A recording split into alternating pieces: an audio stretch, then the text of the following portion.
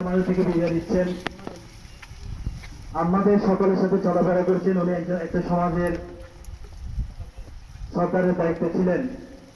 এই চাঁদপুরের মানুষ, এই সমাজের মানুষ, আমি সকলের কাছে অনুরোধ করব, বছরের মুখ যদিও একটু উচ্চচূড়ে ছিল, তার ভিতরে সবগুলা আল্লাহর হৃদয়ের প্রাণের ব্যক্তি ছিলেন।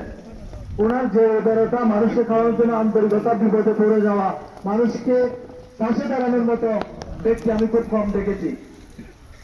আমি আজকে তার শেষ বিদায়ের দিনে এখানে যারা এসেছেন, আত্মীয় স্বজন বলেন, এই সব চাঁদপুরের সকল মানুষের কাছে অনুরোধ করব, ওনার কথাবার্তা আচার আচরণে যদি কোনো কষ্ট পেয়ে থাকেন, আপনারা ওখানে আল্লাহ মাফ করে দেবেন। মাফ করে দিচ্ছেন তো? আর লেনেদের ব্যাপারে, ওনার 3 ছেলে 1 মেয়ে, মেয়েটার বিয়ে হয়েছে, বড় ছেলেটা শারীরিকভাবে অক্ষম মানুষ, আর 2টা ছেলে আছে ছোট ছোট।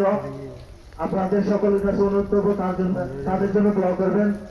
আমরা যারা এখানে আছি, আত্মীয় স্বজন বলেন, পাড়াবর্ষী বন্ধুদের, এই পরিবারের প্রতি আমাদের সজাগ থাকতে হবে, নজর রাখতে হবে। আমি আপনাদের কাছে অনুরোধ করবো।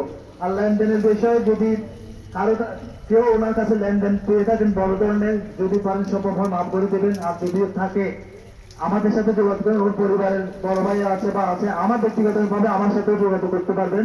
আমি আপনাদের কাছে অনুরোধ করবো। এই বছর আমার জন্য কি ছিল সেটা আমি আপনাদেরকে বোঝাতে পারবো না। গত 2টা নির্বাচনে আমার খুব সমর্থক ছিলেন এবং আমার যত ভালো কাজ, মানে যত কাজ করতে গেছি সব কাজের সঙ্গী ছিলেন। একদম কাকে আমি যে হারিয়ে ফেলছি আজকে, সেটা আমি বোঝাতে পারছি না। আল্লাহ ওনাকে নিয়ে গেছেন, আল্লাহ তাকে সারা দিয়েছে। আমি সকলের কাছে আবার অনুরোধ করব, আল্লাহ যেন ওনাকে বেহেশতের সর্বোচ্চ জান্নাত নসিব করেন, সেই দোয়া কামনা করছি। আর পরিবারের প্রতি সমালোচনা যাচ্ছি, ছেলেদের গুলোর জন্য আপনাদের কাছে আবারও দোয়া চাচ্ছি।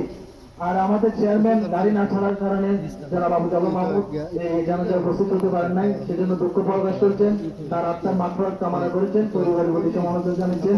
আপনারা সকলে ওনাকে আল্লাহ যেন বেহেশতের সর্বোচ্চ জান্নাত নসিব করেন, সেই দোয়া কামনা করে আমি আমার বিদায় নিচ্ছি। আসসালামু আলাইকুম। উপরে বক্তব্য নিয়ে আসছেন নোয়াখালী থেকে আগত একটা দাখিল মাদ্রাসার সম্মানিত সুলতান জনাব মোহাম্মদ মুসা কালিমুল্লাহ। نحمده ونصلي على رسوله الكريم أما بعد أعوذ بالله من الشيطان الرجيم بسم الله الرحمن الرحيم يا أيها الذين آمنوا اتقوا الله حق تقاته ولا تموتن إلا وأنتم مسلمون। সম্মানিত উপস্থিতি, আমরা মরহুম বছরের জানাজায় যারা এখানে উপস্থিত আছে, আমরা 3 কারণে জানাজার নামাজ পড়ে থাকি। জানাজার নামাজটা ফরজে কিফায়া। একটা হচ্ছে ফাবু আনহুম ওয়াস্তাগফির লাহুম, মাইয়েতের জন্য মাইয়েতকে ক্ষমা করে দেওয়া, তার জন্য ক্ষমা চাওয়া। আর জীবিত যারা আছে এরা মাইয়েত থেকে শিক্ষা গ্রহণ করা। আমরা তো প্রতিনিয়ত মাইয়েতদেরকে কবরস্থ করি, আসলে শিক্ষা গ্রহণ করি খুব কম। প্রতিটা মানুষ মৃত্যুর পরে